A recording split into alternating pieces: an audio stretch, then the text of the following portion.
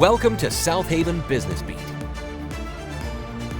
This is our special election edition. We talk to the candidates about the issues important to you and your business. We would like to thank the following sponsor, Pure Focus Media. Have an event coming up? Let us capture all the moments that will create memories that will last a lifetime with our professional photographer and videographer. Also announcing our new digital selfie photo booth. Book with us today. And now here's your host, Robbie Yates. Hey, how's it going? Welcome back to Southaven Business Beats. I'm your host, Robbie Yates, and I'm here with an exceptional guest running for Senate 2. We have Pam McKelvy Hamner. So welcome to the show. Thank you so much for having me, Robbie. And I like the way you made me feel very welcome. And we're going to ask about Debbie letting me keep that mug. Absolutely. Yeah. Well, I love the fact that you're even taking the initiative to go for Senate 2. Mm-hmm. And just do that because a lot of people want to make a change, want to make a difference, and you're taking on that bold task and is running. And I'm just curious, like, what was some pressing issues that you're wanting to seek when you're in the office? Like, what's something? It could be one, could be two or three. Like, what do you think that you want to tackle? If elected. Well, I did develop myself a platform when I decided to run for Senate 2 because. This is October, and this is Breast Cancer Awareness Month. I'm wearing blue because I'm a Democrat, of course. Okay. But I am, in my heart, bleeding pink because I am 10 years cancer-free. Oh, congratulations. Yeah. On, I think my actual date for surgery was December the 19th. So on December the 19th, it will have been 11 years that cancer has been removed from my body. And then I went through chemo, right? Mm. And now I wasn't working at that time because I had stopped working in television news then. Mm-hmm. But I had health insurance because my husband worked for the hospital, Methodist. Yeah. And so even with that, there were some limitations on it. But I had health insurance, right? And access to good medical care. But there are 300,000 Mississippians who are working poor. It's not like they're asking for a handout. Mm-hmm. They're working poor people who can't afford the premiums of private insurance. Okay. And our current administration does not believe that they deserve the right to have affordable health care because of their political reasons. Okay. Now, when we changed the flag in the state of Mississippi, Phil Bryant was then the governor. He said it must say, "In God we trust," right? And we profess Christianity all the time. Mm-hmm. But how do we disenfranchise the working poor and turn them away? Yet we still proclaim that we're Christian. And this is money that's earmarked for them. Yeah. Expanding Medicaid. That's the biggest part of my platform. Okay. Expand Medicaid. Yep. Drop the grocery tax, which is another thing, which is an attack on poor people. Mm-hmm. And Mississippi, is one of only 10 states. It's 11 of us. So we make 11 states that still tax food, right? And we are the poorest state. And we have the highest tax on food. I think it's 7.25%. Wow. On food. Okay. So poor people who are already carrying the lion's share, because we all paying into this. If you working, you paying into the system. Ain't no entitlement thing. Okay, you paying into that. Yeah, exactly. So these poor people, then they get taxed. They don't make the wages they're supposed to make, right? Because we already know that Mississippi. We don't want to even go there. Okay. So my reasonings for getting into the Senate is because the Senate is where the laws are made. These are the people who are going to dictate the policies, whether you like politics or not. They affect you. Okay? If these hospitals start closing in Mississippi, think about that. Yeah. Now, I went to Memphis for my care because that's what my insurance afforded me. But people, at one time, the Med sued Mississippi because we were sending our Medicaid people to the trauma center.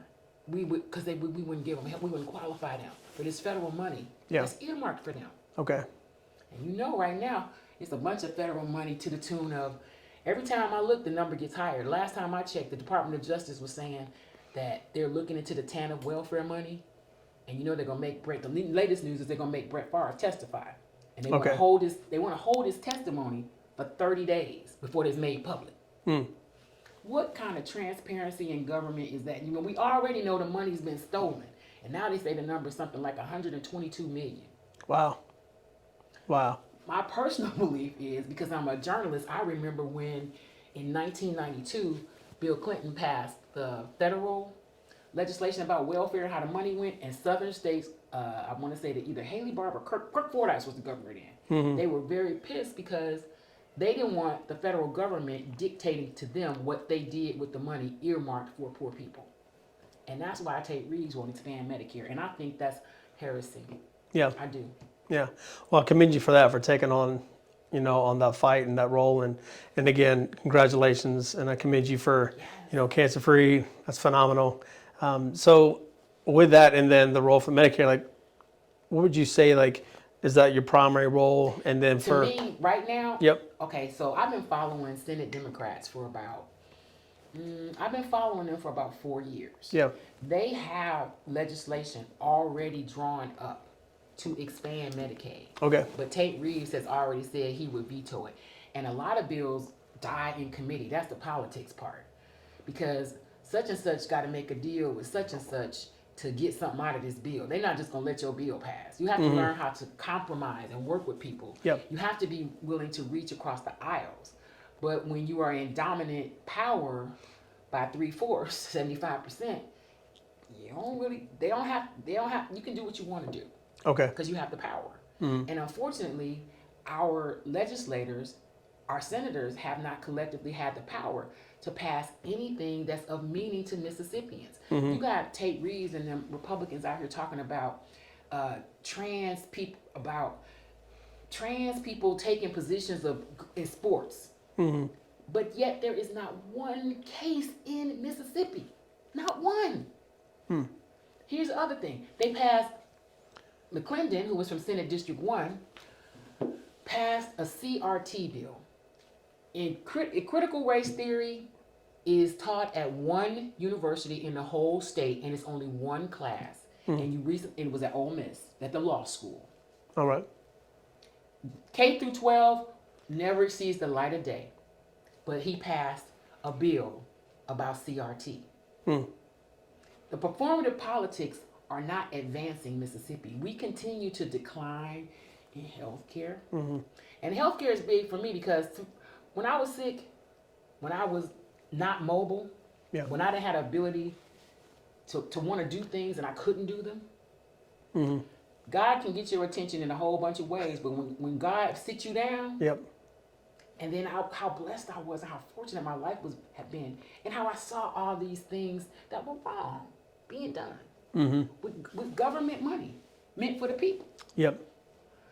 So, because I did not want to run, this is ugly, and I've had personal attacks on me. Oh, really? On my kid. Oh, wow. So it sounds like you kind of tapped into a little bit of the reason to run.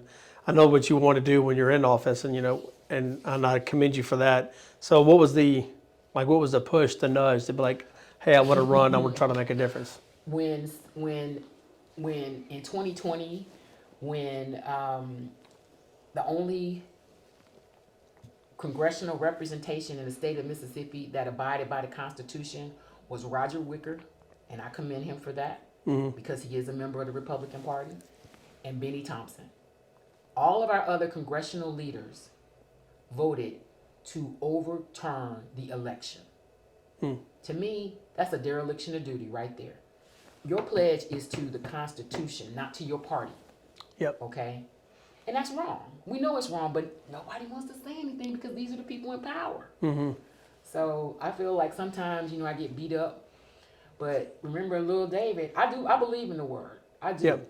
I don't need a minister to tell me that. Your relationships, and I don't say anything against ministers. Sure. But if you have a relationship with God and you read the Bible really and read it, I've always been a seeker of truth and justice and journalism. That's just, that's a part of what I like to do. Yeah, absolutely.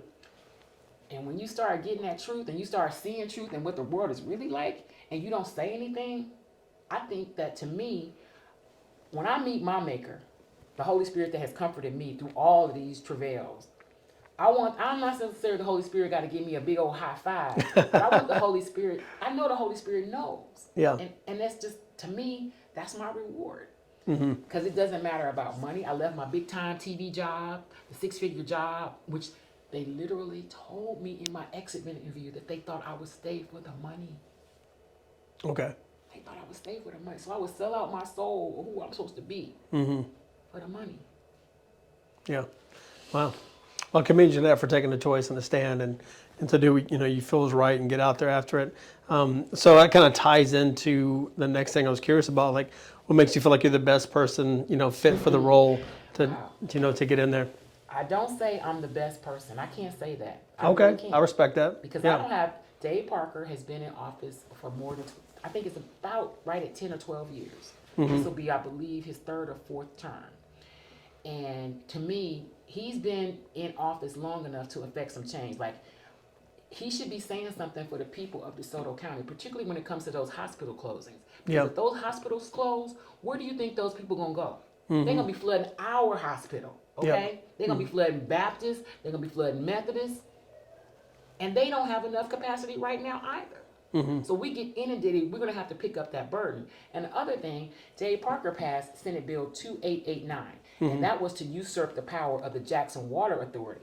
The federal government just gave them something like $800 million in the whole package to fix the sewer system. I don't want to go into the whole thing about Jackson politics and all of that because that would just bore folks. But the reality is that we've had 40 years to get our own sewer waste treatment. We still sending our stuff to Memphis, and the judge just said that we got 8 years now. He's giving us 8 more years, but we're gonna have to pay the regular rate now.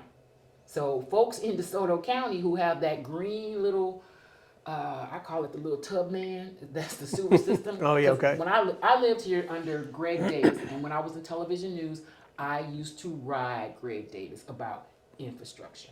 We were growing, but streets at that time, Sweeney didn't go all the way through.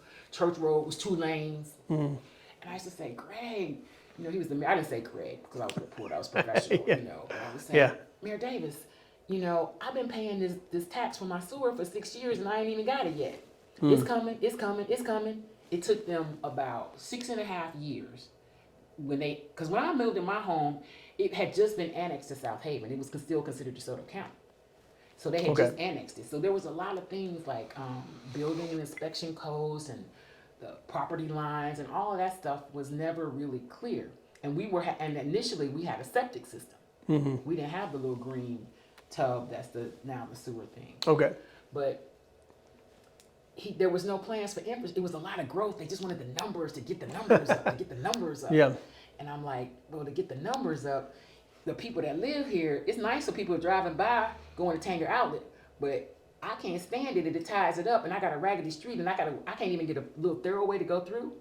Finally, they did take Sweeney all the way through, and they did finally repair Chulahoma, but it was the last ones they did. First, they did Getwell, and we had the beautiful Silo Square, which I think is lovely and it's beautiful. Absolutely. But what about the people that live over here on State Line Road, like y'all? We just forget about this part of the city because we're going on that part, but then we still send it's a lot of things to me that we're not looking to the future. We're in it right now. And that's great. Yeah. But for a city that's our size now, we're the 3rd largest metropolitan area in the state of Mississippi with DeSoto County. We're the 3rd largest. Okay? Excellent. So we can dominate the state. I like it. We could dominate the state. We could dominate. Absolutely. We're taking a second to thank our sponsors. Follow App. The Follow App is the long-term solution for networking, instantly connecting you to those frequently missed opportunities to find the right referral partner or new client to grow your business. Be sure to share and subscribe for more business resources. Now back to Southaven Business Beat. So you've touched on it briefly about your background in journalism, but what other experience do you have that makes you a qualified candidate for it? And one thing I haven't heard you say here, we kind of talked off air before about what you did prior to in Alderman. Can you kind of touch on that and your experience, bring it into it? So here's some of the experience I have. Yeah. Following journalism and following the things, I'm also involved, and I can't speak of it limitedly because I've been following redistricting along with, and redistricting is how you draw the lines for the districts. Like my district, Senate District 2, has 19 precincts. And of those 19 precincts, the voting age population, I should backtrack. In 2021, we went to Senatobia, Mississippi, because the state legislators of the state had these meetings about redistricting, right? And over the course of that time, from 2021 until May of 2022, a group of community people made up of different backgrounds, different religions, faiths, different economic statuses, all that, ethnicities. Yeah. And we put together a map that we felt was fair to our community of interest, which you have the right under the Constitution, one man, one vote. Mm-hmm. And we actually presented a map to the Board of Supervisors, which they declined. But they never showed us the map that the public had only for 6 hours. We've been asking them about this map, you know. Mm-hmm. So the redistricting thing is kind of in my heart too, because I think that we should all be able to vote. Yep. Your vote should have as much impact as my vote. Your vote doesn't become more significant because of a certain zip code or you know, economic status. Yeah. So if it's going to be fair, one man, one vote, then and Mississippi, just like Alabama, is in a lawsuit with redistricting. And you know, the Supreme Court just said that Alabama now is going to have to draw 2 black districts, because Alabama has a state population of like almost 30%. Okay. Mississippi has a state population of black people that's almost 40%. Okay. We have 1 congressional district. They just took Benny Thompson's district, and I'm not kidding, it stretches out. Yeah. I believe it's 150 miles. Oh, wow. Don't quote me on that, but I believe Yeah. it's 150 miles. Okay. You kind of touched on different districts, but the district for, you know, what you're running for, what are the top 3 issues that you see for, I know you said healthcare, Right. but like within your So to district? expand Medicaid. Yep. Expanding Medicaid is going to solve a lot of other things. That's too, the number because one, it's I gonna felt stop like, for you. That's Yeah. the number one Absolutely. for me, 'cause it's going to stop the hospital closings. It's Yeah. going to bring jobs here. That's going to help our economy. Mm-hmm. That's like a win-win-win, big win. Dropping the grocery tax, right? Mm-hmm. Poor people should not, if the grocery tax is not fair either, because if you say, like Tate Reeves believes in the income tax, right? If you do the income tax, if I make $30,000 and you taxing me, and somebody else makes $300,000 and you taxing him, that's a win for them. That's not a win for me. Yeah. And then I still got to go pay taxes on food. We all got to buy food. Yep. So it kind of levels it out, you know, like on that dropping the grocery Sure. tax. And then funding public education fully. Okay. Yeah. In this county, we are supplementing private schools with federal money. When my child was diagnosed with autism, and I was looking out for needing what he needed, and I went to several of the private schools, and they told me that they get their special needs services from the public schools. So here are private institutions taking away from public schools funding, right? And we know it's not equal from the start. If you go into private school, your education is likely going to be more exposure than that of a basic public education. Mississippi only recently leveled up and said 3rd graders, if you here now that we're seeing some success, that if you don't pass 3rd grade, you can't pass. We were just passing kids through if your parents took that option. Yep. So our educational system is not uneven, and that's why we can't keep people and get the jobs. So that plays all into it. Our investments, to me, need to be in the people, not the politics. Like I said, what are the things that they passed? They helped, no, they benefited nobody. Okay. Yeah. I like that. I can feel your passion and empathy coming out. I like that. I admire it and respect it for sure. So what are some of the things that you want to continue to do, or at least improve upon within your district, as you know, might have already been doing well? Like, what do you want to kind of expand on? Well, I know you want to touch on, but what do you want to expand on? Well, for me, I can't say expanding on, because it's hard to pass legislation and work with people, but I would love to be able to work with the other senators in the sense of we think about the future of Mississippi, the real issues, that we don't focus on the performative politics. Like we think about not just the water treatment for Jackson and water treatment for Southaven and Horn Lake, but the whole state, how we think about that and how we make it for the little rural areas. That's why I like Brandon Presley, because he's from Nettleton. If you look at what he did in that little area of Nettleton, where he started off as the mayor, and then he was the insurance commissioner, and then he got broadband for the rural areas, that makes a difference. Think about the kid that just, because I grew up poor. That's why, I was, by statistics, I'm supposed to not even be sitting here. Okay. My mother did not have a high school diploma. My mother got her GED when I was a freshman in college. Okay. We lived in we were poor, considered poor. I was a female, and I was black. Let's talk about the real issues of how you get into any industry. So me just being able to go to college changed the trajectory of my life. And that right there, it wasn't like the opportunities were opening up. I had to fight for them and try to get in there and then fight to make that. Yep. And then even when I got out of school, my first job in TV news, I made $15,000. I qualified for food stamps. Okay. I knew that because I had done a story, and I was doing the story on this person. Right here, I am, this big reporter, right? Yeah. Wearing thrift store clothes. Yeah. And the lady was telling me about this, and she's like, "Yes, and if you make 15, it was in Texas. I worked in Amarillo, and if you qualify." And I was thinking to myself, God, I don't make 15,000, lady. Yeah. But okay. so I know what it feels like to be disenfranchised, you know, and you have talent and potential, but nobody's ever given you an opportunity or the resources. Okay. And I feel that. I feel that. I feel that kids that, you know, you shouldn't, the circumstances of your birth should not determine your life. Yeah, absolutely. You know, if we all, and that's just the thing about the hypocrisy that bugs me. We all say we're Christian, right? We celebrate Christmas, the little baby Jesus. We say we love Jesus and all that stuff. Yeah. And Jesus came into the world, this little baby, and Jesus was rejected too. And we really think about it. Absolutely. And we do the same thing because somebody's not born to a certain title or pedigree. Like I personally hate to hear the word illegitimate because that bugged me when I was a kid. You know, bastard. Yeah. I had to go through a lot of therapy and a lot of money to be comfortable in processing that. Yeah. And so I would love to see us invest in mental health care. You know, Mississippi. Yeah, Mississippi, absolutely. me and you could talk, I promise you, I could talk you to death about the issues Mississippi's facing. Yeah. Mississippi just fought back against mental health care for people that they don't address the mental health care because we ain't got nowhere to put them, so we put them in jail. Yeah. And if you read the stuff that I read, yeah, I'm sure. Well, I admire your passion, your fight, your hustle, your grind. All of it encompasses everything. And I really like the fact that you wanted to encompass and collaborate with others and not just make it, you know, one district, make it about, you know, others and in the state. So I respect the heck out of that. And I wish you all the best. I know, you know, so if you're out there, vote, you know, Miss Pam McKelvy Hamner. right. Yep, absolutely. So wish you all the best, and thank you all for listening in, tuning in to another episode, and go out there and crush it. Do well. I wish you all the best. Thank you. I appreciate it. Absolutely. All right. We would like to thank the following sponsor, Wisdom Integrators. Are you a business owner and is technology getting in the way of your business?